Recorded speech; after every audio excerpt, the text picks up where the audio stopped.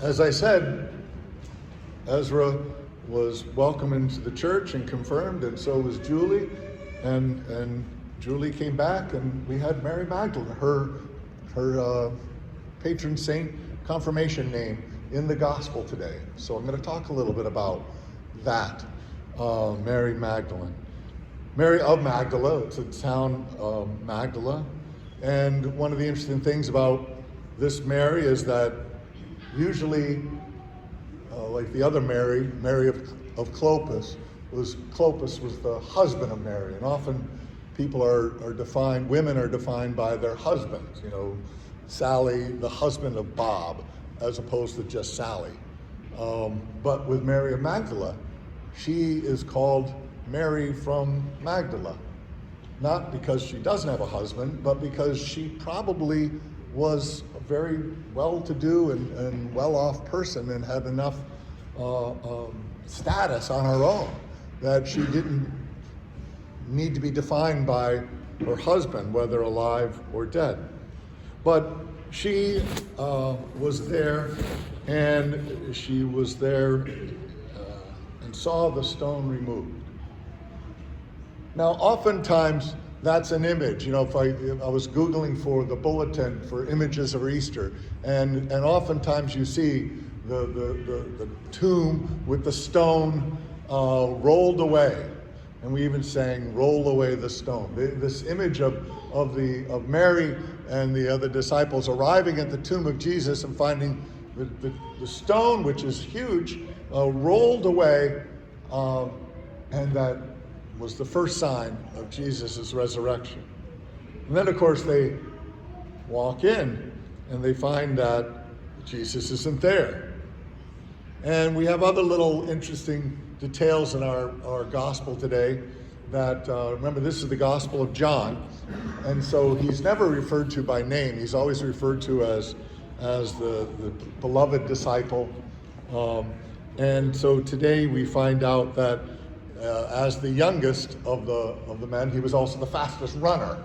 And so he got to the tomb first, but he didn't go in, because it's another designation of the gospel saying that Peter was the leader of the community. He was the first among the disciples. So he was an old man. It took him a while to get there. I know that. But John ran quickly and got there first, but out of deference to Peter, waited for Peter to go into the tomb as the leader of the group. And when he arrived there, he saw that the body was gone. And then a very interesting detail that I find fascinating. The burial clothes were one spot, and the cloth that covered his head was not with the burial cloths, but rolled up in a separate place. And of course, we have this wonderful tradition of the Shroud of Turin and the image. In fact, we even get one of the stations of the cross of Veronica holding the cloth to Jesus' face and getting a perfect image of his face. There was this strong, deep tradition that the image of Jesus' face was on a cloth, and to this day we have the Shroud of Turin, and we have this idea that was important. And even from the very, very beginning with the writing of the Gospels, it was important that this burial cloth and the cloth that covered Jesus' face were both in the tomb, and that they were carefully rolled up. And it's a curious thing. Why are we talking about cloth? Why are we talking about this? Well, for the early Christians, the accusation, of course, is, oh, they just stole the body. But when they tell the story that, well, first off, the stone was rolled away when they got there, and Mary Magdalene wasn't strong enough to roll the stone away, no matter how important she was. And then when they got in, things were in an orderly manner. The cloth was rolled up and folded away, nicely put down. If robbers had stolen the body, they would have kept that cloth, because large shrouds and large cloths were valuable. Remember when he was being crucified, the soldiers threw lots for his tunic because it was a nice piece of cloth. And cloth was expensive, and you didn't just go to Sears Well, actually, we don't go to Sears now anymore. But you just didn't go to the store and buy a nice piece of cloth. You had to work hard for it, and it was passed along. People didn't just throw it away in the trash.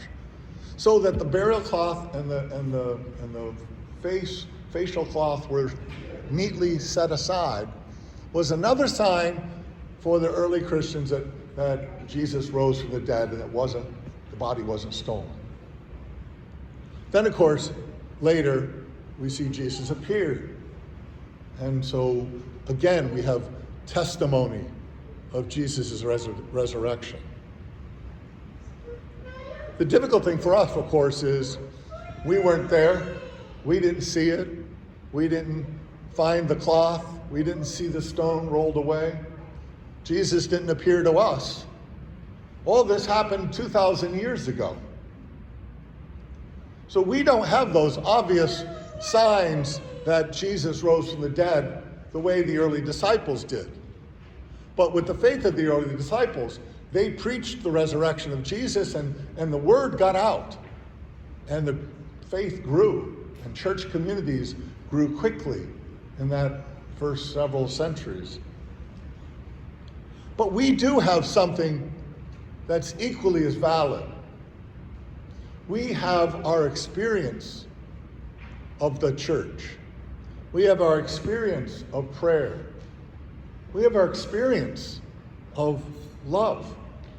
That we can believe that Jesus rose from the dead, because everything about our understanding of our experience of life is such that love and forgiveness is more powerful than sin and death.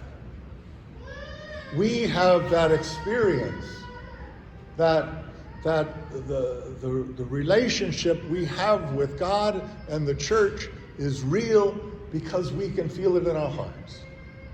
We didn't see the stone. We didn't see the cloth. We didn't see Jesus physically resurrected in front of us, but we do experience it. We know in our hearts that God is real and that he sent his son to live among us to teach us finally that we are his children. This is the faith that we have. This is the faith in which Julie and Ezra were confirmed last night. This is the faith that we celebrate whenever we gather around this table and say that the bread and the wine are now the body and the blood of Christ. That our faith convinces us that Jesus Christ is risen because we know what it means to be loved. We know what it means to be forgiven. And we try to love and forgive ourselves.